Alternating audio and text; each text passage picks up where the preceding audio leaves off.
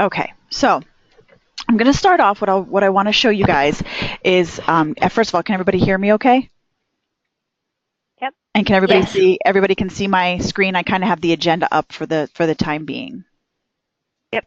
Okay. Yes.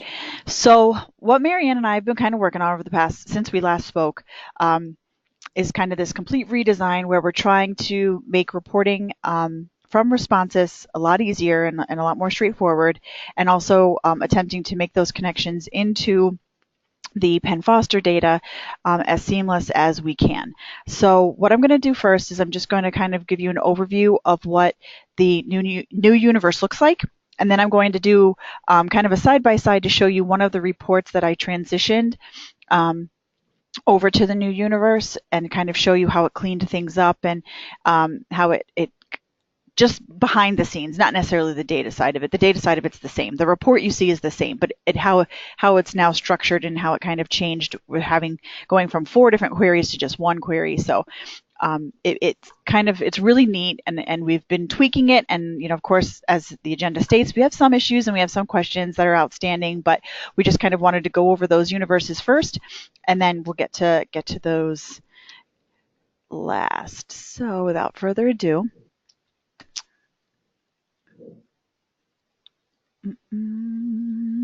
Show you the, come on.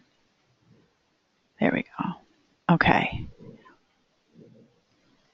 So the new universe is going to be called, and this is all in dev as of right now. This is kind of in our development. The new universe is going to be called Responsys Reporting. So this is where all of our reports will generate from. We are going to have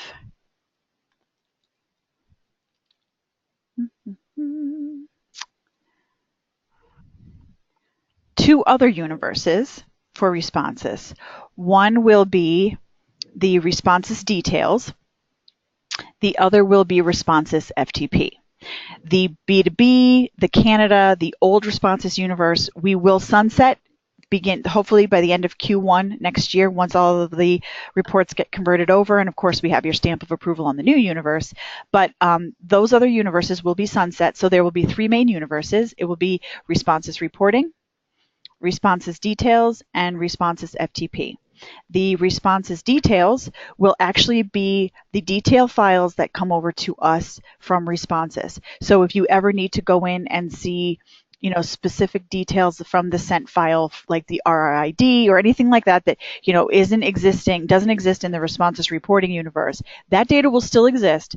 It just will exist in that details universe, and it won't be connected to anything tied to leads, enrollments, or anything like that. It'll just be kind of that data source where you can go to see what Responsys is sending to us, that kind of raw data. Then the FTP universe will be all of the data that we send to Responsys. So that if you wanted to go in and say, okay, what files are we sending? What does the data look like? How is it structured? That's where that will be contained. That'll be in that Responsys FTP universe. So again, those 3 main universes, the one will be used for reporting. Then we have our detail files coming from Responsys, and then the FTP files going to Responsys. The other ones will be sunset.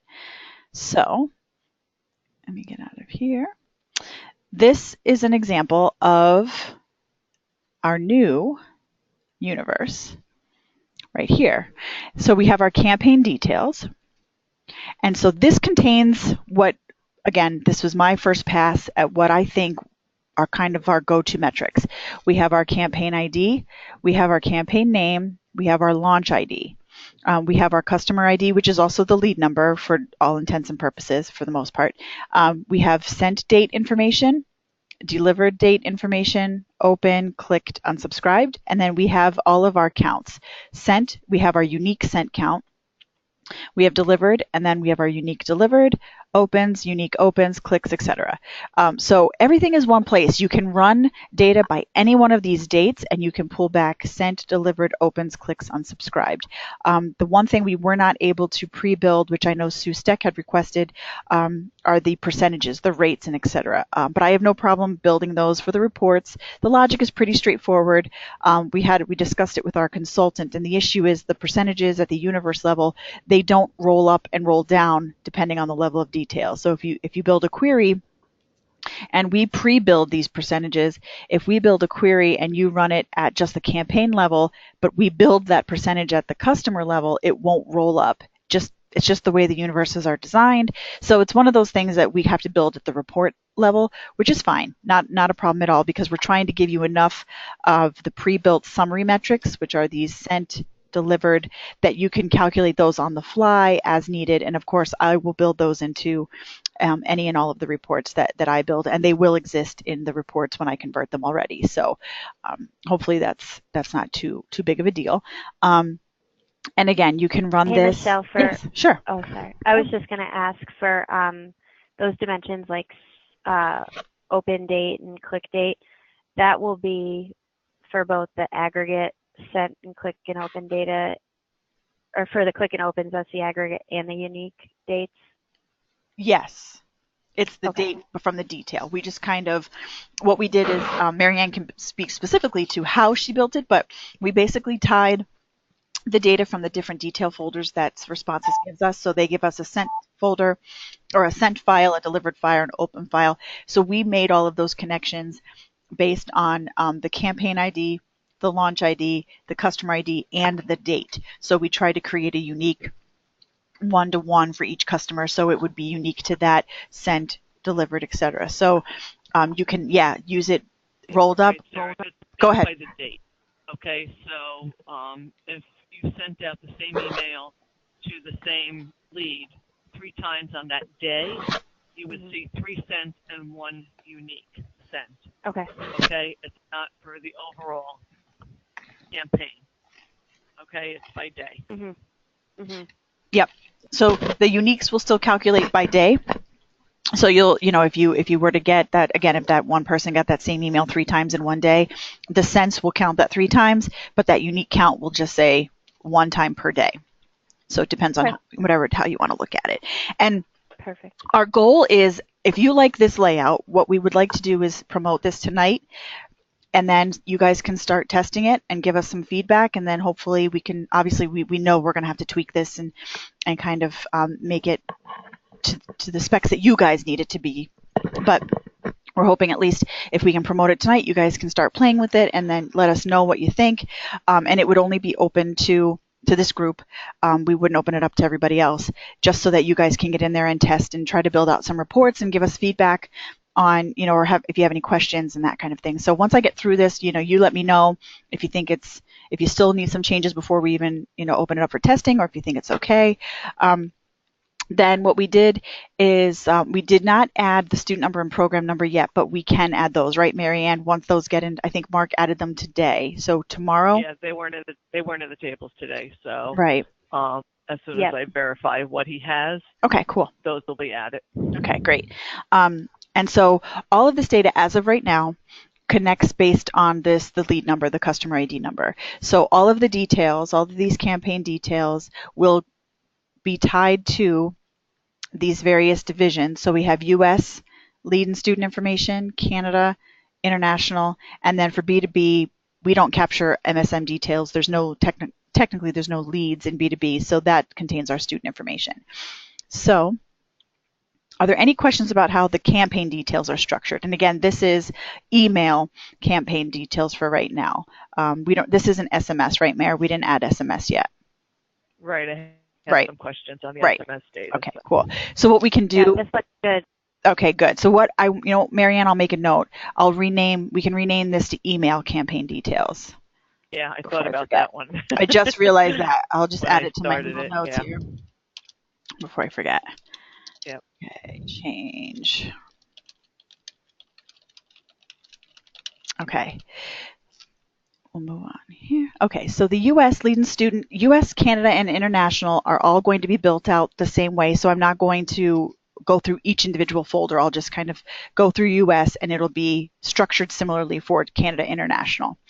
So under the lead and student information folder, we have our U.S. leads and our U.S. students. Under U.S. leads, we have all the dimensions that we thought would be pertinent for what you guys would need to pull back to read the results of a campaign. You can look at it by lead number, lead date, their high school pathway information, their lead school, their mail status, and some of the personal information tying to their demographics, their name, their age, their city, their state, level of education. If there's anything else you want added to this, please shout, let us know. But this was kind of what we thought were some of the higher level things that you would want to look at in terms of the campaign metrics. Under U.S. students, we have some of the, again, that high level student information, where are they active, are they not, did they cancel, what school did they enroll into. Here's a big one, is they enrolled into another course. That's where that flag exists. If they're a current student or a graduate, did they enroll into another program, their source, their enrollment source, their program completion, their final completion, graduation date, again, high school pathway information, graduation status, their original enrollment date, that type of information. If they were a previous graduate, and their previous student number, if it exists. So if we wanted to do reporting, on, say, an offer email that went to leads, and we wanted to get a breakdown of the mix of programs that it went to, and lead dates and things of the unsold leads that received it, but also of the recipients that received the email, what the enrollment details looked like for anyone that got the email and enrolled. So yeah, all in one report, would we just grab fields from both of those folders? As you can see in my little sample query here, you can actually, and I'll go through that too, I'll show you how I combined. This was a good example for me, because I combined multiple queries into just it, and we were able to now just pull everything into one query. So you'll be able to bring in, as you can see here, again, I'll step through this more in depth, but here's my campaign, high-level campaign data, the campaign ID through sent unique, and then I also bring in lead information, student information. So of these leads, did they enroll, and where did they enroll, kind of a thing. And you can dump that all into one query. Let me minimize these. And then we have some of our detailed information. So now I know we had discussed this on our last call, and we will be receiving, or we are going to be receiving, the student number and the program information. However, historically, we don't have that. So this is where we kind of have an obstacle, where we did build this out for the time being, where it is looking at current program details, because we cannot link it specifically to that 8-digit program number. We can't tell you if the enrollment, or I'm sorry, if the email influenced a specific semester. But going forward, we will be able to with those added columns. So some of the detail for historical reporting is going to have to be at a certain level of detail. So for the time being, the way we built this out, we're looking at the current program, their current semester. If you don't feel that this is valuable, let us know. But for right now, what we did is for their current semester, we built out, for college students, this only pertains to college students, I should say, we built out the number of cash out, some of the higher level program metrics, first payment date, last payment date, their last exam date, their enrollment date if they are a college student, their current semester enrollment date, the down payment, their enrollment cash, and their LTV. And again, this all pertains to college students in specific, what their current program details are. Going forward, we'll be able to look at detail by specific semester, but for historical reporting, this is kind of how we've just summarized it. We can change this to just be first semester. We can change it to just be second. I mean, we can make it whatever you want it to be if current program doesn't make sense. But this is kind of the way we've structured it to date. Again, whatever makes sense to you guys, we can alter this, but this we thought was at least a starting point to bring back some of the information.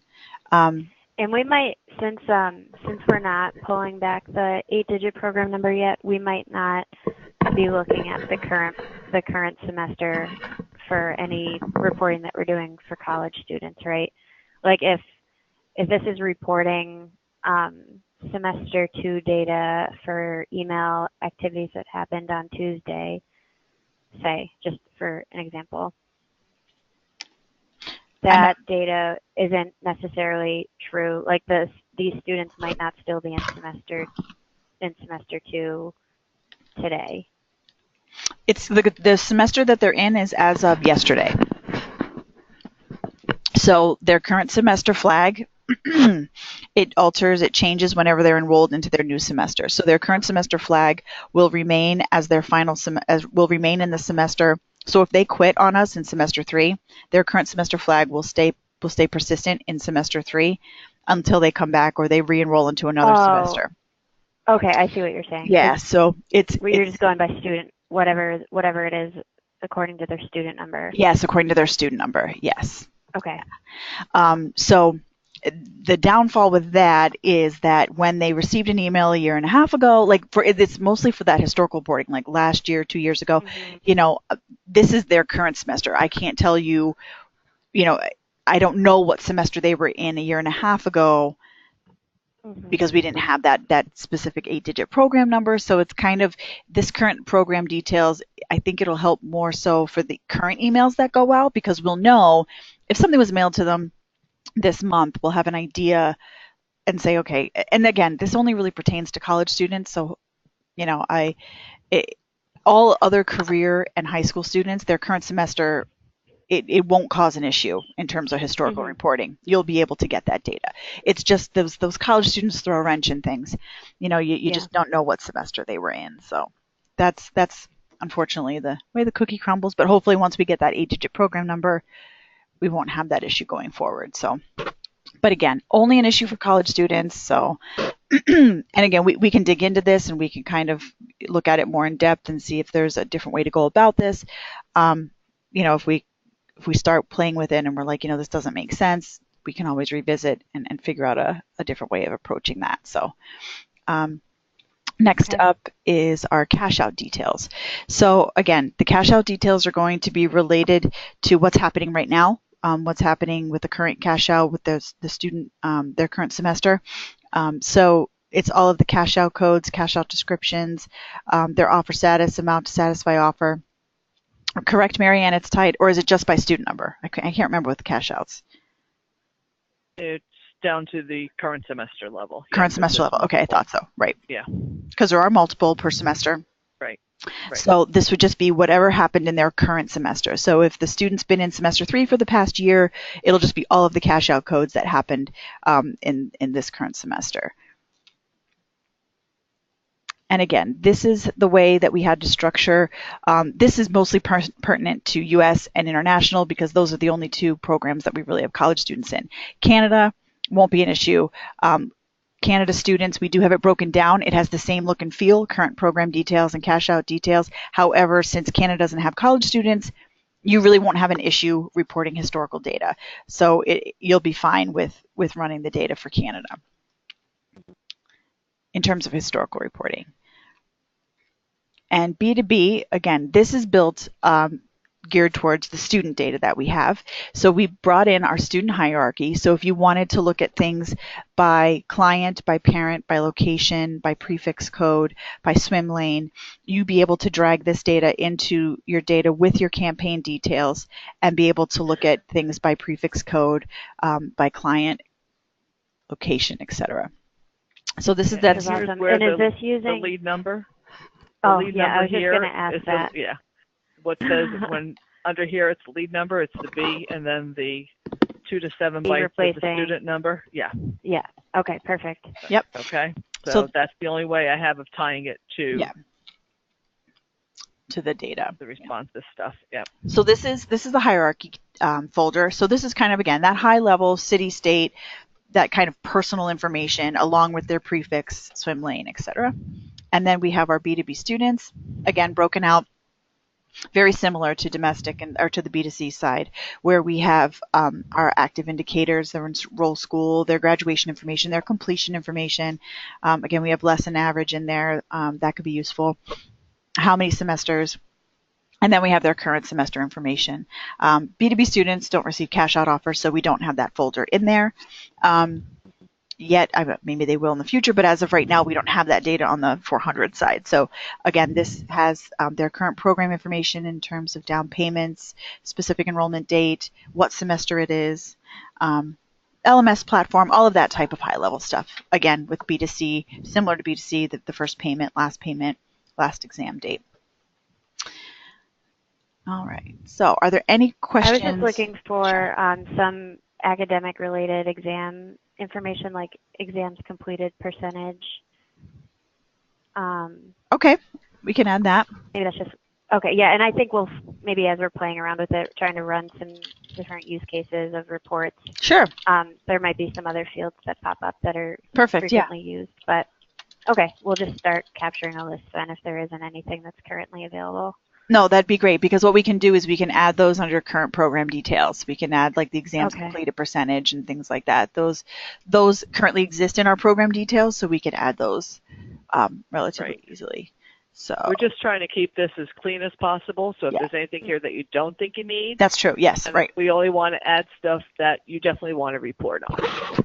Okay. You know, so the more streamlined it is, the easier it is for you guys to manipulate and for us to maintain. Yep. Okay, that sounds good. Okay. So now I just want to step you through.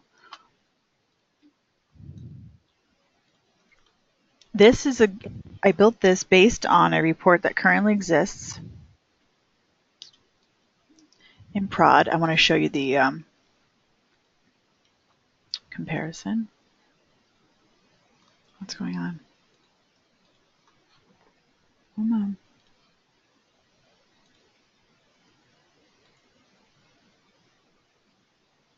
What is happening? Why is it using that? It's supposed to be using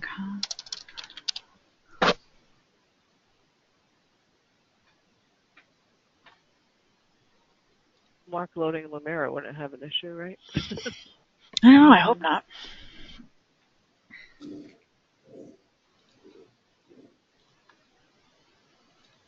Okay. So under Responsys, let me see if I can make this visible to both.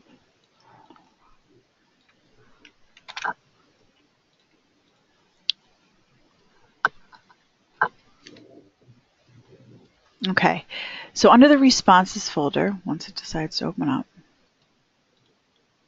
what is going on? Is he loading it right now?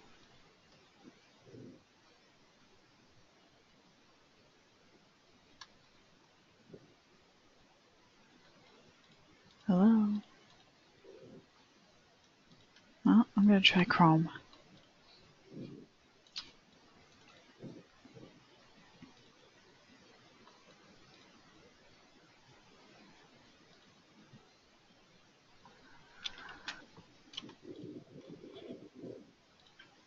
Oh, maybe it was just IE. Who knows? Okay, so the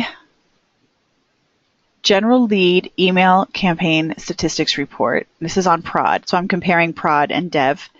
This is the dev version over here on the left-hand side.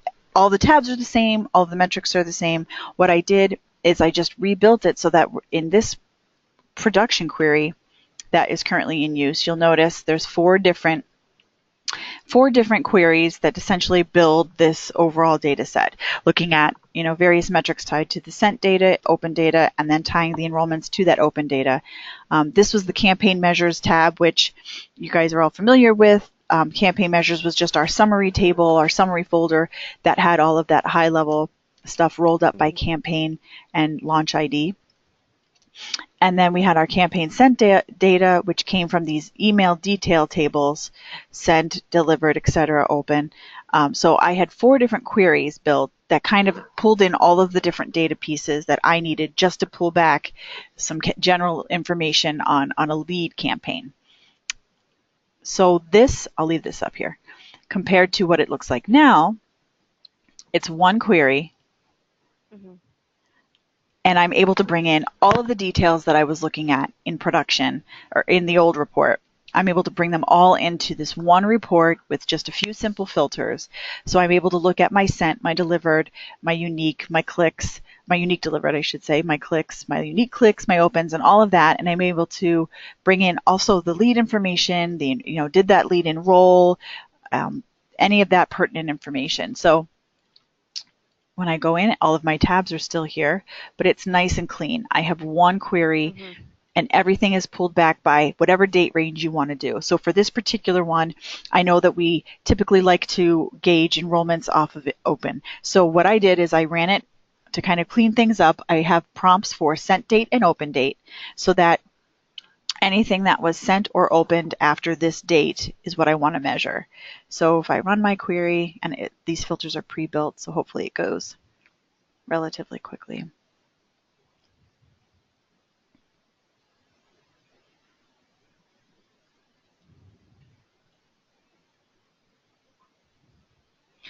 So it's so nice. When I was kind of converting this over, it actually wasn't even difficult to convert over. It was just kind of thinking through, and I thought, well, I don't even need to have 4 separate queries anymore. I can just have one query doing everything. So then I just have my 4 prompts where I can enter the campaign ID, the launch IDs, and then whatever date range I want to use. This is a recent request from Sue Steck using a relatively recent date range. So I'll click OK. This is awesome. It just makes things so much easier, just to be able to just dump everything into one query. Yeah. And so now you have one query. You don't have to worry about merging anything. You don't have to worry about, affecting other counts. Everything's kind of built out, and all of my variables I cleaned up all of my variables so that in the old report I had to go back here. Yeah, Michelle was doing a happy dance for a while. Oh my God, I was flipping. It was a little weird. Isn't this what we were trying to get customer portfolioes to build with us, and it just never happened? Like 3 years ago. Because it was overcomplicating things. Let's try. Just do what we need to do. Yeah, exactly. So now we just have, and so like I said, I know we can't pre-build these at the universe level, but they're so easy to build. It's just clicks unique divided by delivered unique, and I built out conversion. I calculated my enrollments based on my student number. I just did a count. On that student number. And I'm able to do it all in one report. So it's, it was like I've got my conversion based off of my opens here, my unique opens. So I have this one tab, which is kind of that campaign summary, and it calculates all of my counts out. And then I have my lead and enrollments here, and my leads are actually the sent unique. So what is for this particular campaign, I should say, because this is a lead gen campaign. So whatever you send are technically the leads that you're sending it to, those unsold leads. Is that the definition for the enrolls measure, just the sum of the student numbers? I'm just counting students, counting the student numbers that enrolled. And so this tab here, so the first part is my campaign summary, and you can actually bring this new thing. Now that we already have our sent unique in here, I can actually bring enrollments into this if I wanted to. And you can bring in conversion, which I wasn't really able to do before. So now you can look at everything side by side, where it was a little bit more cumbersome to do in the past. And then I have these 3 tabs next to it are more of the detail. So here, we have our overall kind of campaign metrics, and then here's the breakdown by detail. So you can actually see where the enrollments are happening, who they are, if you wanted to know who they were. This is that detail of, and the other cool thing is now you can kind of see days between if we wanted to. If we wanted to say, okay, it was sent on November 13th, when did they open it? When was it delivered? When did they click on it? So we're able to see all of this where we weren't able to see that before. And you'll see multiples, like did they open it more than once? Was it sent more than once? So here's an instance where this, of course I picked this one. Shakina Lower, she's a student in she enrolled in the Penn Foster High School program. So she was sent the email on the 5th and the 9th, but she didn't open it until the 10th. So you can kind of get an idea of, So I wonder if she enrolled after the. She must have enrolled after the 9th then. Yes, yeah. So we can also bring in. So that's the other thing we can grab. Oops, wrong one. We can grab. I don't know if I brought it in here, but we can get it. Or Emilio got the email 3 times. Right. So what we can do now that this is all connected, expand this, we can go back in and say, okay, we've got our high level, but I want to know when they enrolled. So I can grab their enrollment date and run it. And you can also limit this if you wanted to add a prompt to this particular query. If you only wanted to look at leads for high school, you could drop down that lead school group or lead school. And so even though you sent it to a menagerie of career school, high school students, if you only wanted to see results for high school. You could build in an optional prompt for this and just run it for high school leads. So it's like, okay, I know we sent this campaign to a bunch of different schools, but I just want to see results for high school today. So you can build in an optional prompt, or we can do that so that you can kind of pull this data in and then bring over that enrollment date and just drop it right into your report. And you can see, whoops, it's going to move everything. Sorry, guys. I'm click happy. And you'll be able to see when the student enrolled versus when the email was sent, etc. So here you go. Oh, yeah, she enrolled on the 9th. Yeah, so she enrolled. She probably got the email and enrolled. I don't know why the open, who knows why the open date's the 10th, but that's something we can definitely look into. But you can see this particular person, this Casey, she got the email. The email was sent on the 13th. She opened it and she enrolled all on the same day. And that's specifically for VetTech. So it's kind of cool to be able to dump all of this where we weren't necessarily really able to look at these dates side by side before. So now we can do this date comparison as well to say, all right, how many days out from their sent date did they enroll for this lead gen specifically? How many days out from their open date did they enroll? Those type of things. So we can kind of do a lot of new metrics that we weren't able to do before and say like, okay, from the time that they open it, what's the average number of days that it takes them to enroll? Whereas before it was a little more cumbersome and we didn't really connect the dots because of the way we were kind of merging stuff. It wouldn't let us bring those dates in together. It wouldn't let us do a date comparison in a clean way. So being able to do this now and bring everything into one query gives us that availability to do that. And here, you know, this is just another version of the same data, just broken down by program.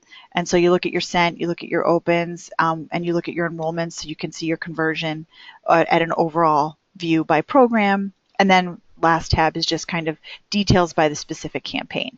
So it's broken down in, okay, here's our school, here's the number of students in that school that received campaign A or campaign B, whichever one, and you can kind of see the metrics. This is specifically if you're doing it, like this would come into play if you're doing like an A/B test and you want to see which one had a better conversion. So for example, for auto repair, it looks like the first campaign, the 107, had a better conversion rate than the EOL test campaign. So it has definitely given us a lot more flexibility with our reporting, and it's kind of opened up some doors for a lot of different comparisons that we weren't really able to do. So now, next up, so that's kind of the high level view of the overall universe, the reporting universe, and kind of an example of how I converted one of the existing reports, really streamlined it, cleaned it up, and opened up a few doors for us to kind of build out extra metrics if we're interested in that. And again, if we want to, once we get comfortable with this, if we can also pre-build a lot of those days between or days out if we wanted to. We do that in our PF leads and enrolls universe where we have like same time out, that type of thing. So we can, those are kind of next step, but that's something we can keep in the back of our heads that, you know, it's something we can build out in the future to kind of bring more detail and more actionable metrics into the reporting. So with that, I'm going to just switch my screen back here to this. Yeah, this looks great, Michelle. Yeah, and if you guys want, we can promote this. Marianne, correct me if I'm wrong, but we can promote this tonight so you guys can actually start testing and trying to build out some reports and use cases. Make sure it's fitting your needs, and we'll add to it. And then you guys can start playing with it tomorrow. If that's right. That's that would be great. Guys. Okay, cool. Yeah, the only thing is I could promote it tonight, but I have to get Mark Gozick to schedule the jobs to run at night. Okay. So that may not be done. Okay. So you may look at data as of today, but it won't be like as of yesterday type of thing, but it's good enough for you to play with. It's as current as we're going to get right now. It'll be a test environment. Yeah, so it'll be that complete test environment until Gozick can get our nightly processes building these new tables. So Right. But again, just if you guys can just play with it and see if there's any metrics that you're like, hey, I would really love it. Like you had mentioned, the exams completed percentage. Maybe that's something we can add. Maybe Marianne, maybe we can add it today or in the future at least. And that way it's pushy. I know. So just to touch on some of the issues. So the one thing we kind of come back to is with the campaign name. The name is not unique to the campaign launch and customer ID. So it looks like some of the campaign names change, but it keeps the same metadata, which means like it'll just be the campaign launch and everything will be the same, but that it'll just be renamed on a different day. So we didn't really know what to do with that. So what Marianne's doing right now is she's using the campaign name from the last date captured. So I don't know, I mean, it's kind of an imperfect match, but I don't know if that's okay. We just wanted to kind of bring that to light to let you know that if you are running some historical data and the campaign name doesn't make sense, that would be why, is because if there was an instance where the campaign was copied, it kept the it kept the campaign and launch ID the same, but the name changed, maybe a word or two or something to that effect. So that is a little bit of an issue. So if you do see something like that that doesn't really make sense in terms of the campaign name, that's potentially why. We can investigate it, but I think, we just wanted to bring that to light. I think what you did makes sense. Okay. Because using the last date event captured is most likely the current name that it's stored as in Responsys. So okay, cool. if we're playing around with it and it seems like something's not matching up, let us know. But I think I think that makes sense. It must just be maybe we go in and like rename something, and it saves each version, or I don't know what's happening on the back end of Responsys. But I think that's what it's doing, especially more so by date. So if this week it was named one thing and next week you kind of rework it and decide to add new students or add more schools to that campaign launch and you rename it, like if last week it was only going to high school, but this week or 007, but this week it's going to all high school, and maybe you just rename it or tweak the name, that's where that change would happen. And so we would technically, in our system, we have two names, so we're just going with the most recent one. So, so then the next question the next quote unquote issue would be that around the SMS, the text message data. So what we're trying to do is build another campaign details folder like we did for email, but doing it for the SMS text data, and then doing the same connections so that you'd be able to build out reports just like I just walked through, the same way for the text campaigns that go out. Marianne was working on that and noticed that some of the tables don't contain customer ID and things like that. So we weren't sure if it's possible to add those columns or if there's maybe more restrictions over the text data piece. We didn't really know, but we wanted to make sure we brought that to your attention so that you weren't wondering why it was missing. Right, because I was looking at it the same way I do the email campaigns. So it was going to do the same type of scenario, even though the names are a little bit different. But there's a deliver to table for SMS data, and it has an account ID. They all seem to have an account ID, but not the customer ID. Yeah, and this seems to be a limitation on the Responsys end, but Mike is working with Oracle to figure out how we can start pulling back the custom data that we need. Oh, great. Especially even at a minimum customer ID. Like that should be, right. We should be able to identify who's getting our text messages. So, Mike, I'm not sure if you have any new information from their team to share, but. So I talked to our account manager from Oracle last week. He assured me that it's something that they do for their clients all the time, and that he would be able to get it set up for us, and that it was just a matter of submitting a request. So I went ahead and put in the request with the support team to see if they could get it resolved for us. And I'm just waiting for word back from them. Honestly, if I don't hear by end of day today, I'll probably ping them just for an update so we can make some traction this week. But is it just a support ticket that they want? Well, yeah, so I've already taken care of that. The issue is that I didn't have access to submit them online, so they had to give me like an 800 number to call and get that submitted. But I went ahead and got that taken care of. So now we're just waiting for them to get back with the answer and exactly how they think we can accomplish it. But like I said, from their point of view, they said it's something that they do all the time, and that they didn't see why it wouldn't be something we could start getting passed back in that file. Oh, great. Okay, and did you ask for just the customer ID or customer ID and student number? Actually, both. I specifically brought up the student number because I believe that was our unique identifier, right? Student number and program. Customer ID too. So we will have those in there, so we can either concatenate those numbers to identify them or whatever we need to do. So no, the solution isn't implemented yet, but I would say sometime soon we should have that. Like I said, they didn't necessarily give me a timeline, so I'll be following up to hear from them. But things are in motion. Okay, great. Yep. Thank you. And so to wrap this up, I already talked about hiding the universes at the start of 18.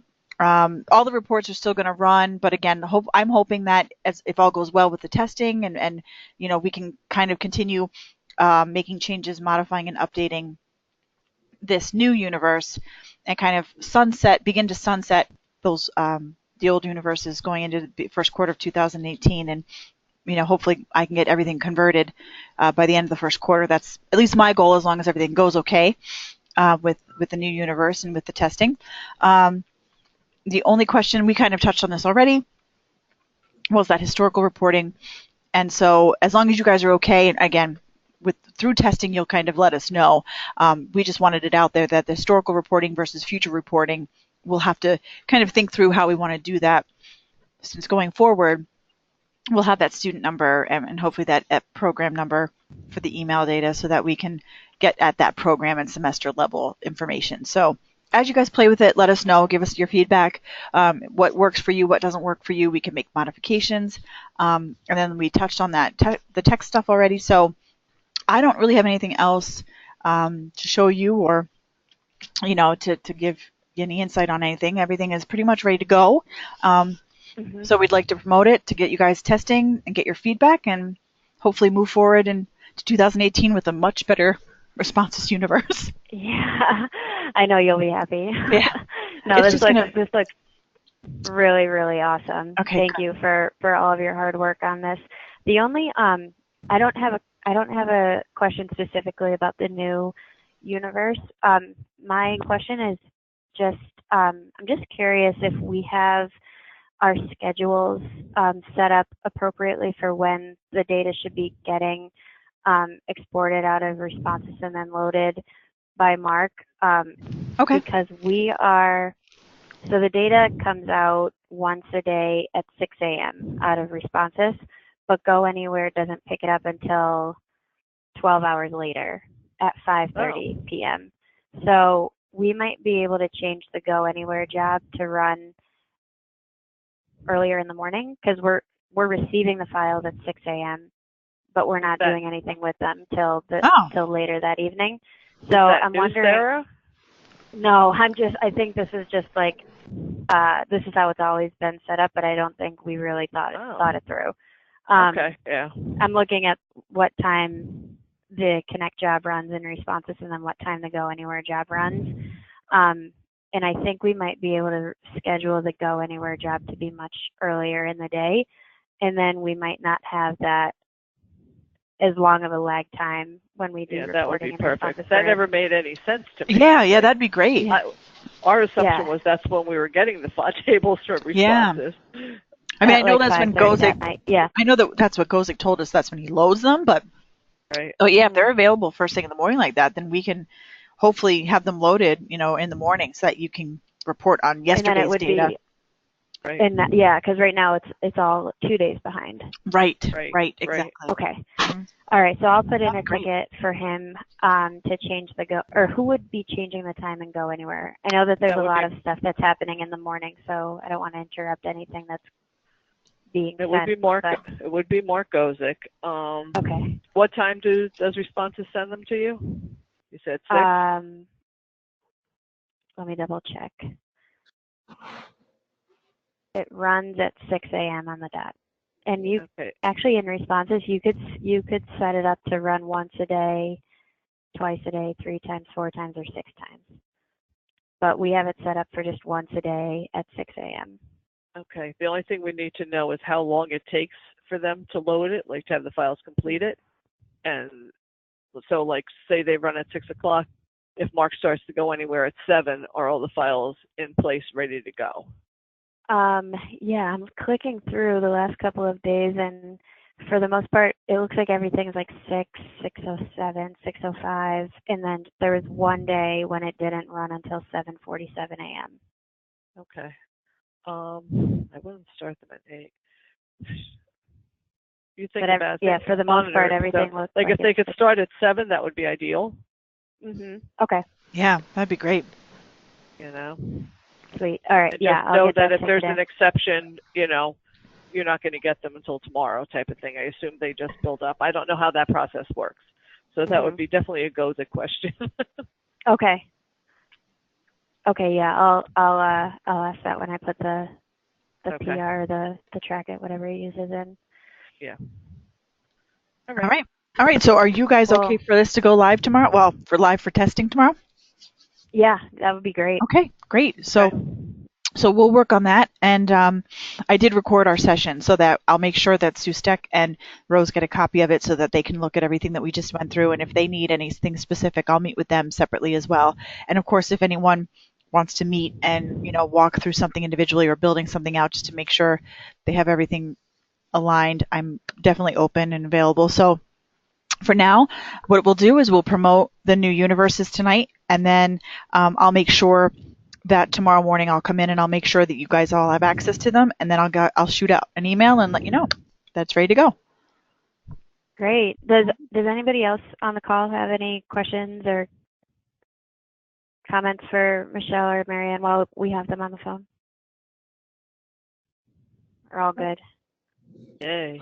Actually, a question I had. So, as far as testing this out, are we essentially in like a sandbox-esque environment where we can kind of goof around as we see fit?